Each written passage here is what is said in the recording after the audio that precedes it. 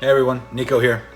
Got a couple messages for you today. The first word, or the first message is about the word tolerance. We tolerate a lot of things in our lives, and we do so because we're expecting them to change. We're expecting things to change, so we tolerate the way things are temporarily until they change. That's usually why you're tolerating it. Because if things were the way you wanted it to be, you wouldn't have to tolerate anything, right? It reminds me of an old saying. It's a story about a dog sitting on the porch, howling and crying. You may have heard it, but if you haven't, it goes like this. The dog is crying and screaming and hollering and barking, and the neighbor comes out because he hears this dog, and he looks over and he sees the dog on the porch next door with its owner. And the owner is just sitting there on a rocking chair going back and forth while the dog is at his feet howling and crying and barking. So the neighbor comes over and says, "Hey bud, what's wrong with your dog?" And the neighbor says, "I think he's laying on a nail that's sticking up from the deck." And the neighbor says, "Well, what the heck, man? Why doesn't he get up and move?" And the owner of the dog says, "Well, I guess it doesn't hurt bad enough." And the moral of the story is that until the pain of staying where you're at is greater than the pain of changing or making a change, then you will continue to tolerate your life and the way things are right now.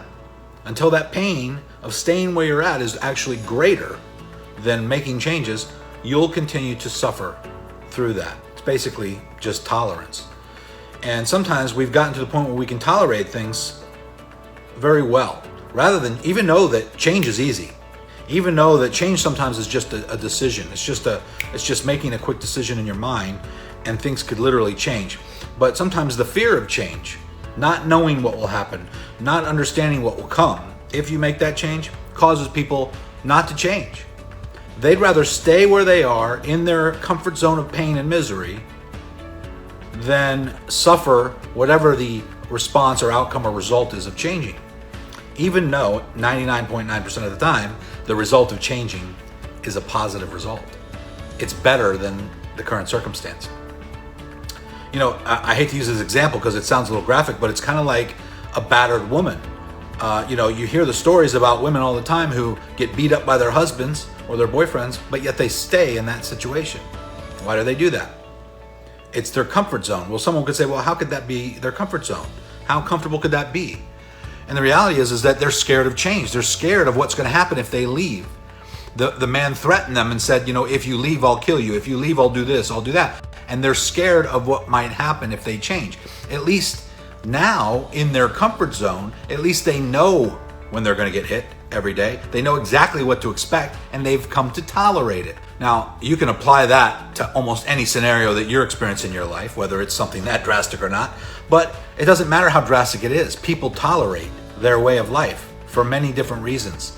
And they come up with a lot of excuses as to why they need to continue to do that. And we've all done it. I've done it too. I've made excuses myself as to why I didn't just do the thing I needed to do in order to get past a certain block or a certain area in my life that I needed to get past. And I made excuses and I came up with reasons until I finally said, you know what, screw this. I'm not doing that anymore. I know exactly what needs to be done and I need to do it. But I also even sacrificed short-term gain and short-term luxuries for a long-term luxuries.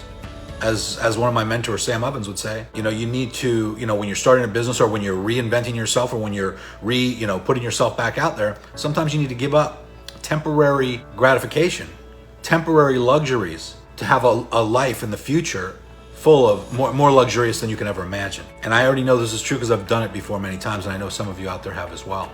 The reality is, guys, is that whatever you're tolerating right now, try to give it a timeline.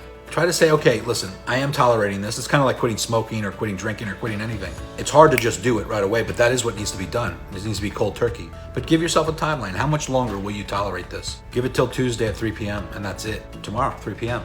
Well, today's Monday, but you know what I mean. Give it a deadline, give it a timeline, and from that time forward, no longer tolerate what it is that's holding you back from everything that you want to create in your life. So that's my message for today. The word is tolerance. Let's see how much you're tolerating and see if making the change, a positive change, to not tolerate that anymore. In other words, rise above your limiting beliefs and rise above the things that you're tolerating so that you can achieve the things that you believe you deserve. You deserve exactly what you have. We all do. And that's kind of a hard nut to swallow sometimes. If you want more and you think you deserve more, then you need to make changes. That's the bottom line. Get rid of excuses, stop tolerating mediocrity, and make things happen. All right? Have a great week. Talk to you soon.